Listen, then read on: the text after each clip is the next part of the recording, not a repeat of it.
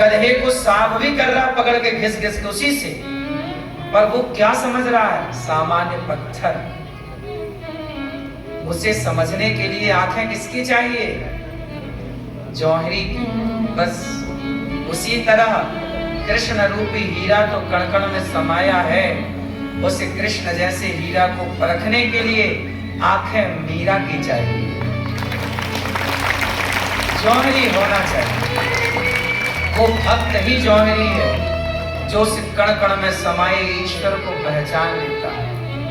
वो जौहरी आया, 2 रुपए दूंगा, धोबी बड़ा खुश, 2 रुपए दिया, धोबी लिया, धोबी बोला मैं जाता दूसरा पत्थर लेके आऊंगा। उसे क्या पता था कैसा पत्थर दूसरा मिलना कठिन। गया वो जंगल, दूसरा उठा के ले आया, पर घटना दूसरी घट गई। जैसे ही वो पत्थर हीरा जौहरी के पास आया तो जौहरी के हाथ में आते ही वो हीरा टूट कर टुकड़े टुकड़े हो गया। जौहरी बोला वाह वाह रे हीरा, अभी तो तू उस गधे के गले में था, तब तो तू नहीं टूटा।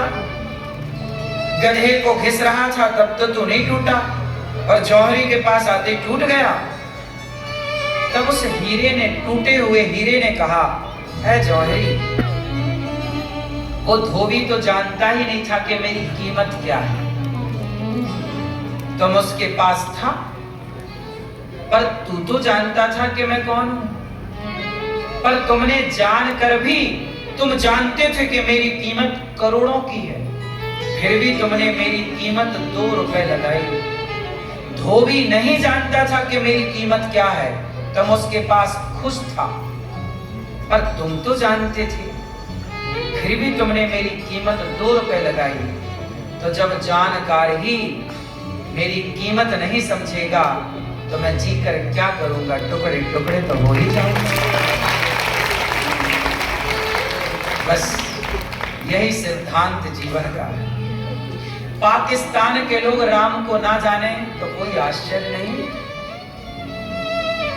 चाइना के लोग राम को ना पहचाने, कृष्ण को ना पहचाने, कोई आश्चर्य नहीं।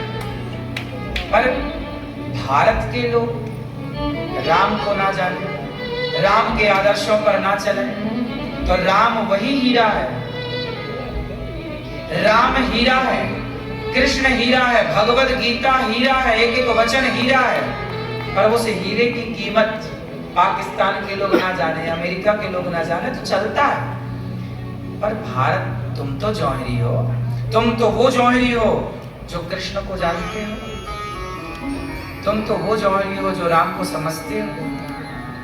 पर तुम जौहरी होकर, राम और कृष्ण के जौहरी होकर, फिर भी तुम राम की कदर ना करो तो वो भक्ति टुकड़े टुकड़े हो जाएगी उस हीरे की तरह। उस भक्ति को टुकड़े टुकड़े ना होने दो।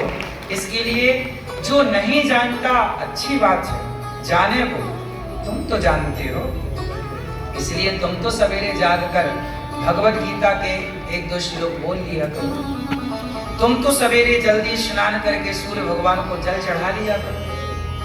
तुम तो हाय हेलो छोड़कर जय श्री कृष्णा जय श्रीमन नारायण बोलना शुरू कर दो। तुम तो जानते हो ना राम नाम की कीमत क्या है। राम नाम लिखा गया पत्थर पर, पानी में तैर गया,